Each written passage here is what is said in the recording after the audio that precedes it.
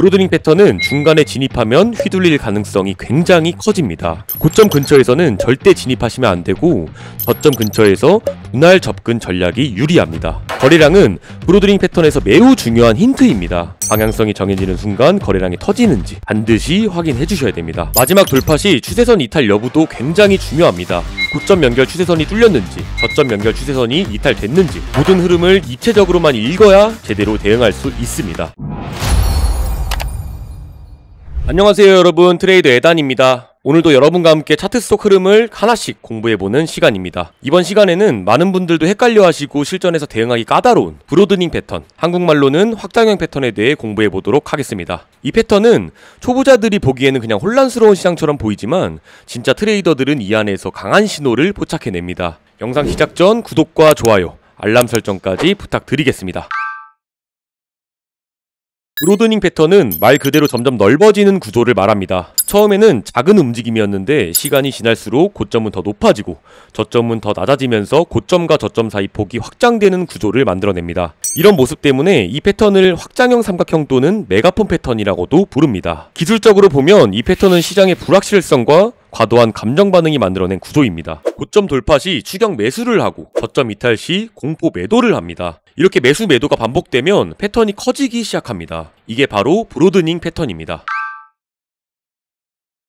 이 패턴의 핵심은 시장 참여자들이 확신 부족이라 생각하시면 되고요. 처음에는 상승이 나오면서 강세장이 시작될 줄 알았는데 갑자기 큰 음봉이 나오고 저점을 깨버립니다. 그럼 시장 참여자들이 이거 진짜 하락하는 거 아니야 하고 모두가 뒤로 물러서게 됩니다. 근데 또 바로 V자 반등이 나오고 이전 고점도 넘겨버립니다.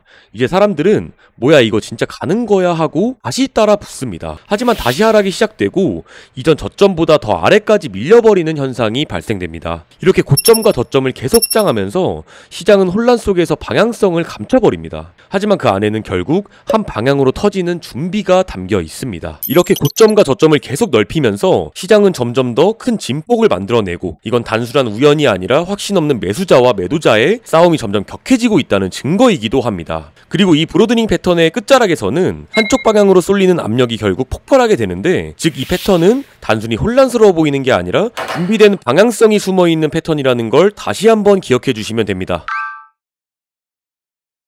브로드닝 패턴은 크게 두 가지로 나눌 수 있습니다. 첫 번째는 상승 브로드닝 패턴, 고점과 저점이 모두 상승하지만 폭이 넓어짐이 특징이고요. 종종 상승으로 이어지지만 중간에 급락도 자주 나오는 게 상승 브로드닝 패턴입니다. 두 번째는 하락 브로드닝 패턴입니다. 고점과 저점이 모두 하락하면서 확장되는 형태를 갖춥니다. 대체로 하락 추세의 일시적 반등이 나오다가 다시 빠지는 현상이 특징입니다. 하지만 이 두 가지 모두 패턴의 방향성보다 중요한 건 패턴 안에서 어떻게 진입하고 언제 빠져나오느냐입니다. 결국 브로드닝 패턴에서 진짜 중요한 건 상승형이냐 하락형이냐 보다도 그 안에서 어떻게 움직이고 언제 들어가고 나올 것인가입니다. 왜냐하면 이 구조 자체가 고점과 저점이 계속해서 확장되기 때문에 잘못 진입하면 작은 파동에도 손실을 크게 볼 수도 있습니다. 정확한 구간에서 기다렸다가 진입하면 큰 수익을 남길 수도 있는 구조이기도 합니다. 그래서 이 패턴은 단순히 외형을 보는 게 아니라 안에서 벌어지는 흐름과 심리, 그리고 타이밍 판단이 핵심입니다.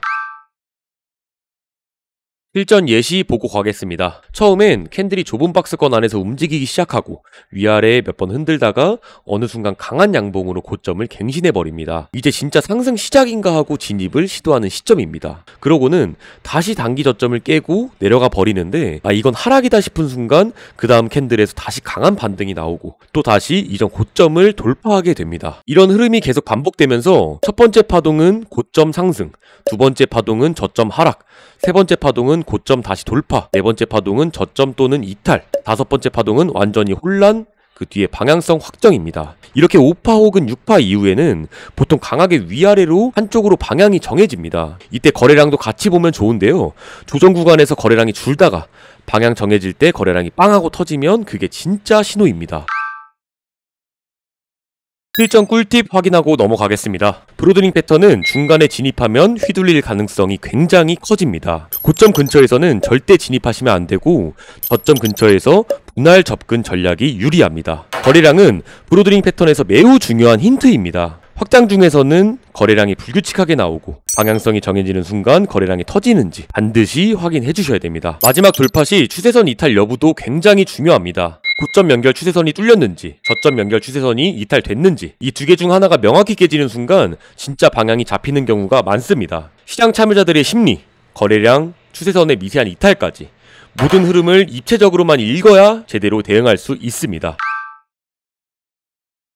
브로드링 패턴은 간혹 쐐기형 패턴이나 페넌트 패턴과 헷갈릴 수가 있습니다. 쐐기형은 고점 저점이 점점 좁아지는 수렴 구조고, 브로드링은 고점 저점이 점점 벌어지는 확장 구조입니다. 브로드링처럼 보이는 노이즈 많은 구간은 사실상 패턴이 아니고 그냥 혼란인 경우도 많습니다. 그래서 차트 구조를 크게 보고 고점 저점에 추세선이 바깥으로 벌어지고 있는지를 반드시 확인해 주셔야 됩니다. 마무리 정리해보겠습니다. 브로드링 패턴은 방향성이 불명확할수록 강한 돌파가 나올 수 있다. 진입보단 방향 확정 후 따라가는 전략이 유리하다. 항상 거래량과 추세선 돌파 여부를 같이 체크하자. 실전에서는 기다리는 인내가 이 패턴을 이기는 열쇠다입니다. 오늘은 이렇게 실전에서 가장 혼란스러운 브로드링 패턴, 확장형 패턴에 대해 알아봤습니다. 다음 시간에는 실전에서 패턴을 더 빠르게, 더 정확하게 찾는 훈련법을 알려드릴 예정입니다. 수많은 차트 속에서 의미 있는 패턴을 직관적으로 인식하는 방법, 초보자도 따라할 수 있는 패턴 인식 루틴과 시선 훈련법, 놓치면 아까운 실전 팁들까지 전부 담아봤습니다. 오늘 영상이 도움이 되셨다면 구독과 좋아요, 알람 설정까지 부탁드리겠습니다. 여러분과 함께 성장하는 트레이더 에단이었습니다. 감사합니다.